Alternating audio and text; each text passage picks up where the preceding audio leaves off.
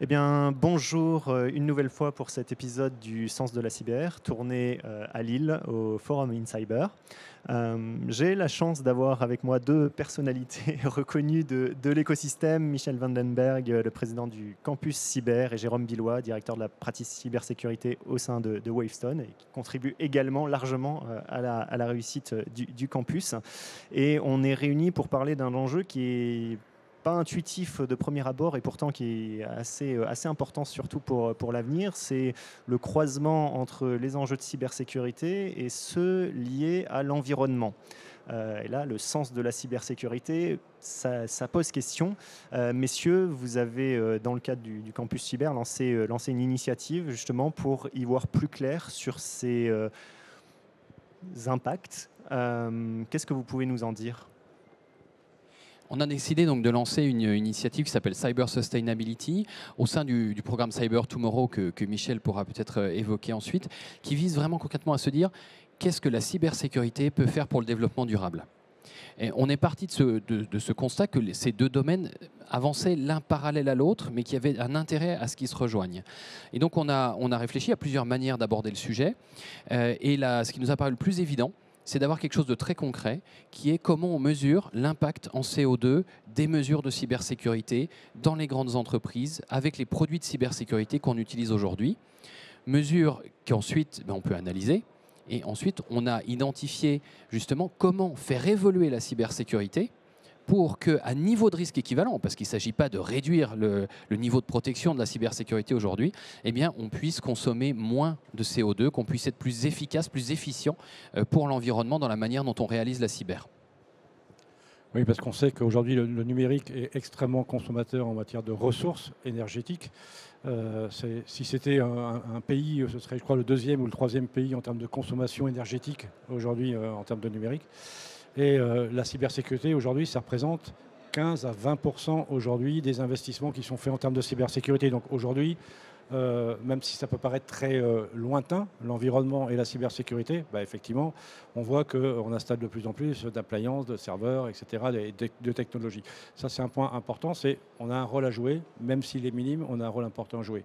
Et puis c'est aussi le rôle du campus cyber, justement, de faire à ce que, quand il y a des initiatives qui mêlent plusieurs intervenants, adhérents de l'écosystème cyber, bah, de porter le projet et puis de faire ce lien entre justement le public qui va nous imposer un peu des réglementations en termes de consommation environnementale, de normes, etc., etc., les acteurs du privé, et puis de créer une méthodologie, créer des outils pour transformer aujourd'hui cette contrainte qui pourrait passer pour une contrainte, parce qu'il faut bien se dire que de l'autre côté, les éditeurs américains, israéliens, ils n'ont pas ces contraintes-là, donc le transformer en avantage concurrentiel, et c'est le sujet du groupe de travail qui est animé au campus cyber sur ce sujet-là. Oui, de faire de cette contrainte une opportunité de différenciation et surtout de porter un peu cette valeur de l'écosystème français, européen aussi, autour de questions qui sont ignorées ailleurs. Mais complètement, on voit par exemple qu'on essaye de travailler sur l'attractivité des jeunes vers ces métiers de la cybersécurité. L'environnement, ça compte pour les jeunes. Donc d'avoir aussi des initiatives comme celle-ci, ça permet aussi de dire, tiens, tout compte fait, voilà, il y a un why quelque part qui fait que dans la cybersécurité, je peux aussi, si j'ai des sensibilités aujourd'hui environnementales, m'y retrouver et m'y retrouver assez facilement. Alors, dans cette émission Le Sens de la Cyber, on essaye de s'adresser justement à l'écosystème à travers des call to action. Dans ce contexte de ce travail que vous avez mené aujourd'hui, pour vous, quel message il faut faire passer à ces organisations, ces entreprises, ces administrations qui nous écoutent pour leur dire qu'elles peuvent faire bouger justement les lignes ? On a identifié 3 grandes cibles finalement sur lesquelles on peut agir et sur lesquelles on appelle justement à nous rejoindre aussi dans ces travaux. Une première cible, c'est finalement les RSSI de toutes les structures qui justement peuvent s'emparer de la méthodologie créée au sein du campus cyber, qui est une méthodologie open source, la dérouler dans leur périmètre et puis finalement arriver à faire réduire eux aussi leur impact cyber à date et l'intégrer dans leurs futures analyses de risque. On parle toujours des analyses de risque avec la confidentialité, l'intégrité, la disponibilité, mais l'idée c'est de rajouter peut-être un critère S qui pourrait être la sustainability. Ça, c'est voilà, le premier pilier. Deuxième pilier, c'est vers les éditeurs de solutions de cybersécurité, pour qu'ils intègrent l'éco-conception au sein même de la manière dont ils vont construire leurs produits de cybersécurité, qui peut être incité parce que les RSSI peuvent ajouter, par exemple, ces critères dans les appels d'offres, et qu'il ne faut pas voir justement comme une contrainte, mais bien comme le disait Michel, aussi un moyen de se différencier sur le marché. Et puis le troisième axe, c'est un axe autour des régulateurs, autour des autorités de contrôle, autour des organismes de normalisation, parce qu'on sait qu'aujourd'hui, c'est beaucoup eux qui imposent la manière de faire la cybersécurité et qui donc peuvent parfois, peut-être même sans y avoir réfléchi, parce que c'est des mesures qui sont en place depuis des années, avoir mis des exigences qui justement sont précises, mais dans un sens qui va nous amener à consommer beaucoup de ressources, beaucoup de CO2, alors qu'on peut avoir un niveau de risque équivalent. Et bien des mesures qui vont moins consommer, qu'on peut imaginer de faire différemment. Et donc, ce mouvement auprès des régulateurs et auprès des organismes de normalisation pourrait vraiment avoir un effet de levier. Et c'est pour ça qu'on a besoin aussi du campus et de l'ensemble des acteurs mobilisés, parce que pour aller voir ces acteurs-là, eh bien, il faut le poids de tout l'écosystème, il faut le poids de tout le monde pour faire bouger les choses.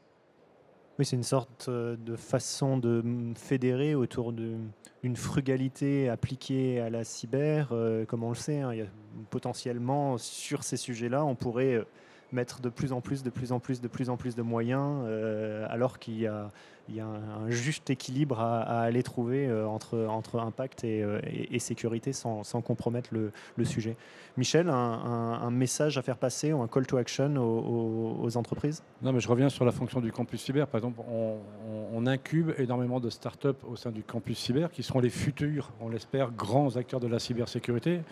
La démarche de l'environnemental, c'est dans le temps long, voilà, mais si ça peut être pris dès le départ dans la construction d'une appliance, d'un projet, d'une technologie, ben effectivement, ce que je disais tout à l'heure, ça leur permet de montrer justement que ça a été pris en compte dans leur développement et qu'ils ont une démarche un tout petit peu différente. Et puis deux, effectivement, je pense que, comme le disait Jérôme, si on commence à se donner des contraintes et à baisser ce niveau de contraintes de façon assez importante, on peut avoir des appliances qui consomment moins, on peut avoir des outils qui génèrent moins de données qui ne servent pas à grand-chose. L'hygiène, on parle beaucoup d'hygiène informatique dans la cybersécurité. L'hygiène informatique, ça peut être aussi de temps en temps de nettoyer ses logs et un petit peu tous les fichiers qui ne servent plus à grand-chose, quoi. Oui, il y a le moyen de faire d'une pierre deux coups en la matière. Peut-être pour finir, qu'est-ce qu'on va regarder? Qu'est-ce que vous allez regarder en 2024 pour vous dire cette initiative, ça prend, la mayonnaise prend et les acteurs sont effectivement fédérés, s'en emparent? Alors ce qu'on va suivre très concrètement, c'est que là, on lance une phase d'expérimentation pour laquelle on est suivi par l'ADEME, qui a beaucoup apprécié les travaux et qui a justement souhaité rejoindre l'initiative. Et on est en phase d'onboarder, comme on dit en anglais, d'accueillir finalement des expérimentateurs, des grandes entreprises, des collectivités locales, des PME, des ETI, qui vont justement expérimenter la méthodologie. On va créer un groupe de sociétés qui vont vraiment pouvoir se mesurer, se comparer et réfléchir ensemble à comment réduire tout ça. Et donc, ce qui pourrait être intéressant à suivre, c'est justement le pourcentage de réduction des émissions que chacun a pu trouver dans ces différents périmètres au fil des travaux. Et à plus long terme, si on se dit qu'on se retrouve effectivement dans quelques années à regarder en arrière en se disant il y a eu un déclencheur qui était 2024 et effectivement ce que vous avez lancé, qu'est-ce qui serait pour vous une source de satisfaction vis-à-vis de cet enjeu environnemental? Peut-être que dans les présentations commerciales, dans les brochures commerciales, on voit le critère environnemental, le critère consommation faire partie aujourd'hui des points qui sont mis en avant par les acteurs de la cybersécurité. Voilà, c'est un vœu pieux. Aujourd'hui, je peux vous dire que ça n'existe pas. Donc voilà, au moins, on sait qu'on peut que progresser. Messieurs, merci beaucoup pour ces explications et on va suivre ça avec beaucoup d'intérêt. Merci. Merci à vous.